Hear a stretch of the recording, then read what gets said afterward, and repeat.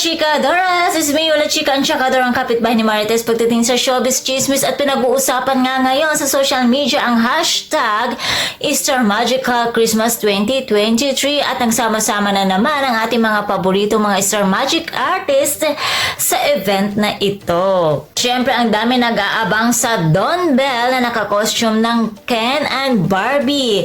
Ayan, magkasama dumalo sina Donnie Pangilinan at Bel Mariano at siyempre at ang iba pang mga cast ng Can't Buy Me Love gaya na lamang ni Darren Espanto. Ayun, at syempre nandyan din sa Alora na nag-host kasama si Deji Jaiho at sino pa ba ang Can't Buy Me Love? Nandyan din si Karina Bautista kasama si Kauri Oinoma at syempre ang Francet. Ayan, grabe ang dami din nag-aabang sa Francet na super fresh and bagay na bagay talaga. Ang dami na naman kinilig sa Francet. Ayan, at heto pa, ang dami din nag-aabang kay Andrea Brilliant. So talaga namang wow, pak naman talaga siya sa pagrampa with her costume, and fabulous costume na napakaganda ni Miss Andrea Brillantes, diba? Angel na angel, ayan. At syempre ang iba pang mga cast ng senior high, gana lamang ni J.K. Labajo, ayan, nandyan din si Kyle Echari,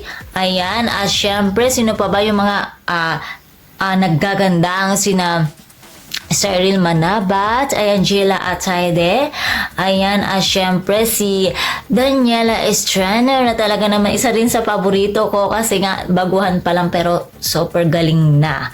Ayan, at syempre nandyan din syempre si Joshua Garcia at iba pang mga cast ng Unbreak My Heart. Nandyan din of course si Gerald Anderson na solong dumating. Ayan, si Maymay Entrata na napakaganda. Angie Salvacion, Angelic Face, ang ganda ni Angie Salvacion. Ruby Domingo.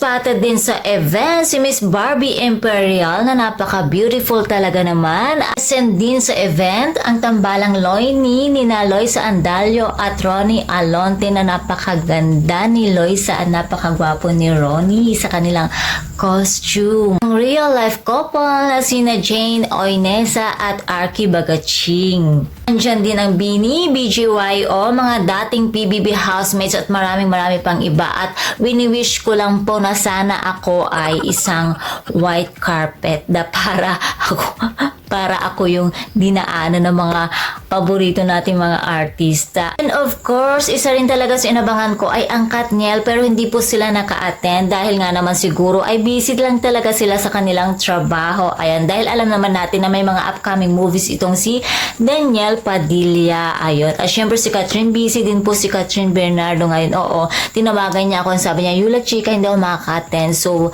ayun, wag ka na mag-expect na lalabas kami dyan. Feeling close. Ayun, kaya mga chika Doras, yan lamang ang aking chika and please don't forget to like, share, and subscribe my channel. Thank you for watching. Bye!